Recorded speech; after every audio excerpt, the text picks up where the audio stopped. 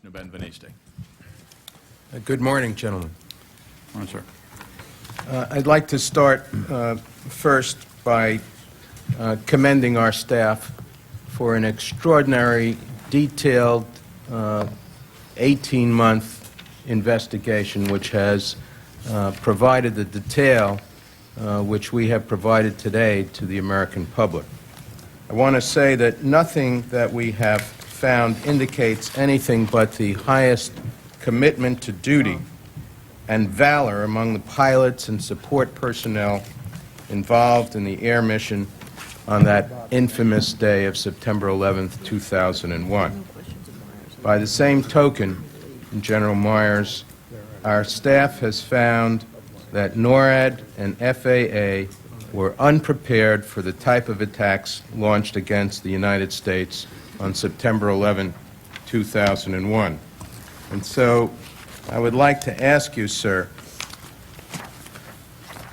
whether you and the chairman of the Joint Chiefs were made available, were made aware of the available information during the Summer of Threat in 2001, which reflected the preparations by al-Qaeda for a spectacular attack against the United States, and specifically whether the information in the August 6th PDB was shared with you or the chairman of the Joint Chiefs.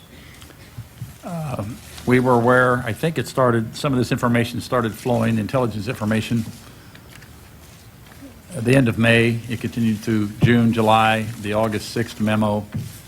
It talked, as I recall, about al-Qaeda threat to United States, primarily overseas. It was focused primarily on the Saudi Arabian Peninsula, is my memory of that. And that threat reporting continued through those months, and we were certainly aware of it. But in fact, we even took action when, I think it was in July, we actually sorted some ships out of Bahrain because of the threat in the peninsula area. And that, as I recall, the estimate from the intel analysis was that it would take place either on the Saudi Peninsula, perhaps in Turkey. There was one mention I remember of Italy, actually. And then there was potential threats to the United States, but never including an aircraft.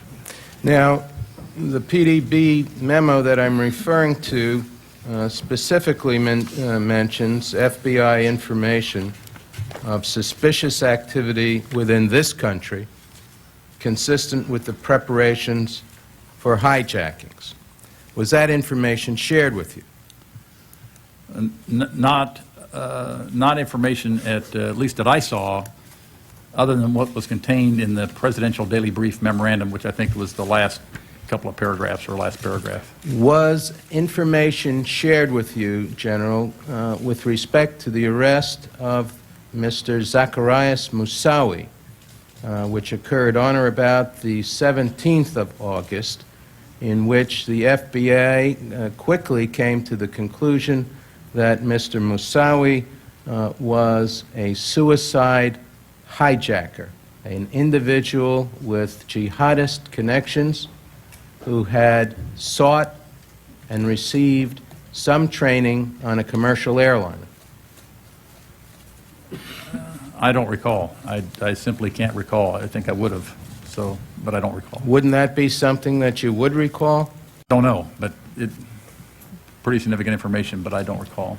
Had you received such information tying together the potential reflected in the August 6th PDB memorandum that was titled "Bin Laden Determined to Strike in the United States," together with this additional information, might you have followed up on a training scenario at the least, such as the positive force training scenario where a hijacked plane was presumed to fly into the Pentagon, a proposal that was made and rejected in the year 2000?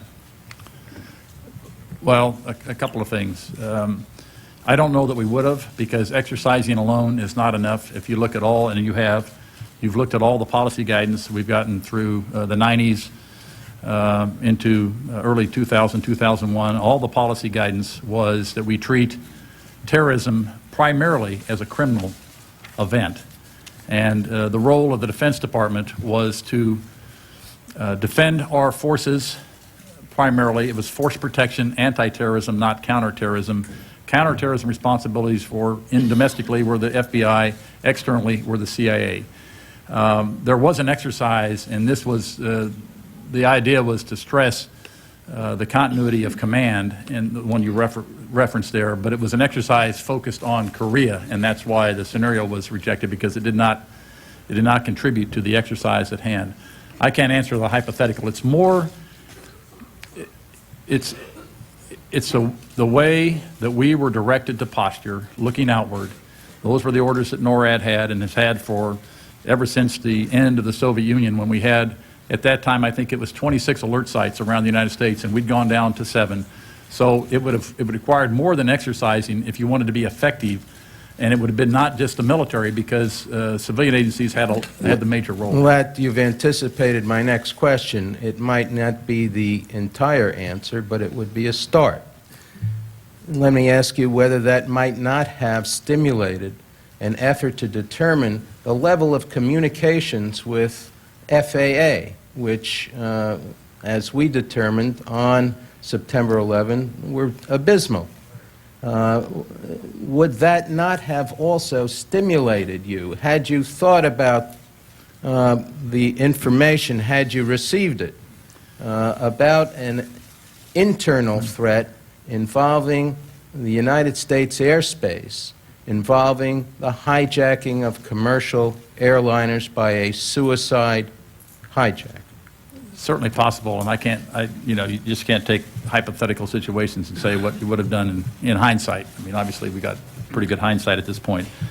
The communications between the FAA and NORAD were specifically designed for the hijacking scenario, but a hijacking scenario where NORAD's role was to track the aircraft, if it crashed, to report the crash site, but certainly not to take, it was not, the understandings and the policy at the time was not that these were hostile aircraft, other than the fact they'd been hijacked. So it was to track that and help the FAA track that, and those were the rules that were standing at the time. If we'd had definitive information, I think we would have probably taken steps to I hope so. to work that. But to my knowledge, we didn't have that, sir. Let me direct my remaining time to General Eberhardt and General Arnold. Why did no one mention the false report received from FAA that Flight 11 was heading south during your initial appearance before the 9/11 Commission back in May of last year? And why was there no report to us that, contrary to the statements made at the time, that there had been no notification to NORAD that Flight 77 was a hijack? Well, the first part of your question,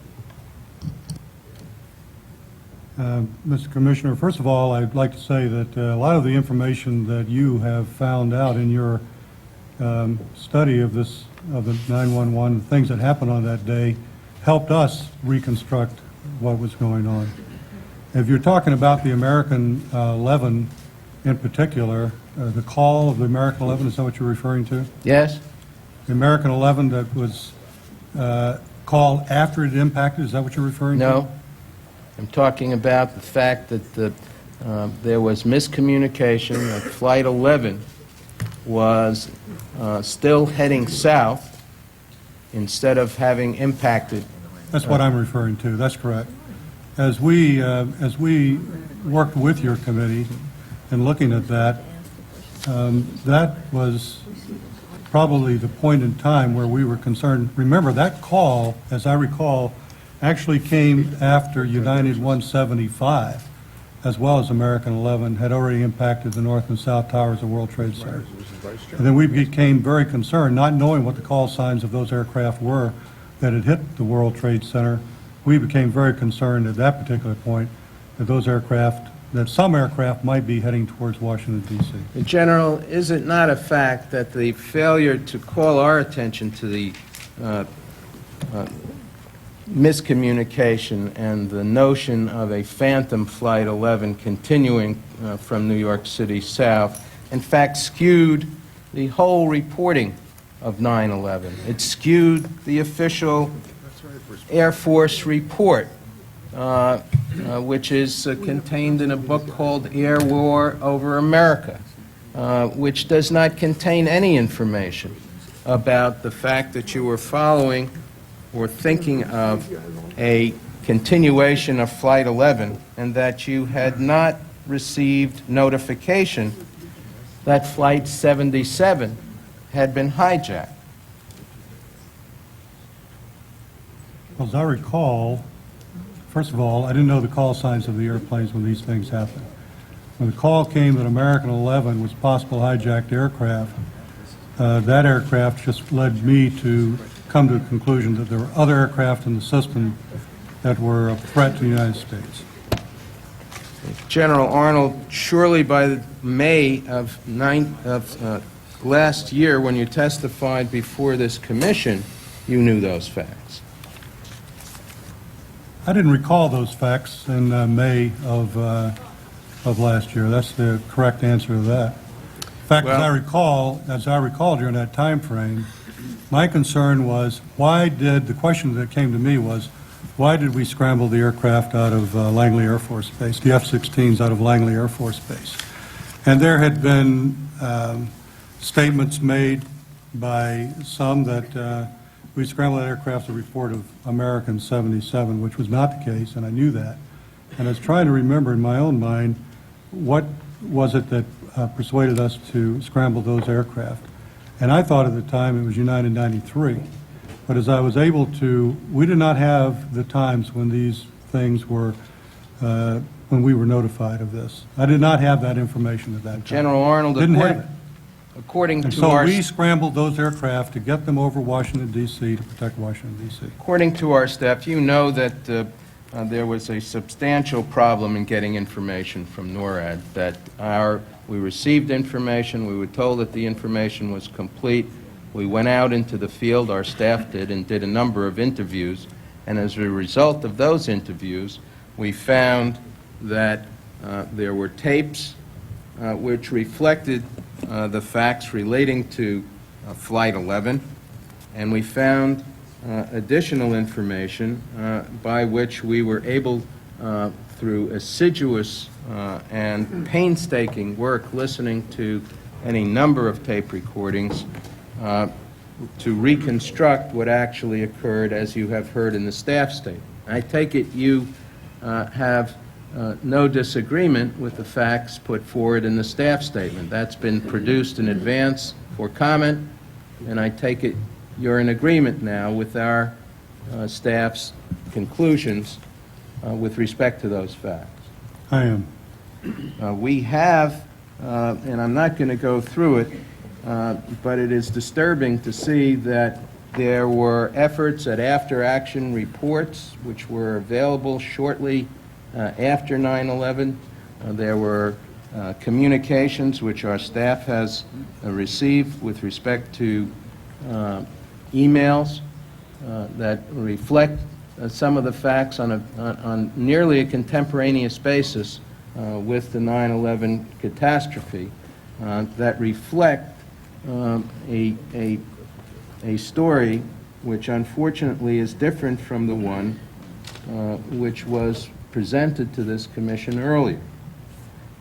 When you and General Eberhart were asked about the existence of tape recordings reflecting these open line communications, both of you indicated that you had no such recollections. Mr. Commissioner, I think it's important to note that I did not testify in front of this commission. So to say that I said that day is categorically wrong. I'm sorry, sir. I'm sorry. You are correct. I will refer to General Arnold's comments, both with respect to, This is the last question, Commissioner. thank you. Yeah, the Northeast Air Defense Sector apparently had a tape that we were unaware of at the time, and and to the best of my knowledge, what I've been told by your staff is that they were unable to make that tape run. I'm told And they by- were later able to, your staff was able, through a contractor, to get that tape to run. And so, to the best of my knowledge, that was an accurate statement in May, that I did not know of any tape recordings. If I had, if I'd had them available to me, it certainly would have been, I would have been able to give you more accurate information. Our focus was on when the events occurred, and we did not focus on when we didn't have a record. I did not have a record of when we had been told different things. In order to clarify it, and I apologize again, General Eberhardt, the statement that I was referring to was a statement which we are advised was made to the staff. It was General McKinley, as well as General Arnold. When I asked the question, let me ask you whether there's a regularly made tape recording of these open line communications. General Arnold answered, not to my knowledge, and General McKinley answered, not to my knowledge. It was through the painstaking investigation that discovered these tapes, and then our staff listening to those tapes, which assisted us in being able to provide the level of detail and accuracy which we've done today. Thank you, Mr.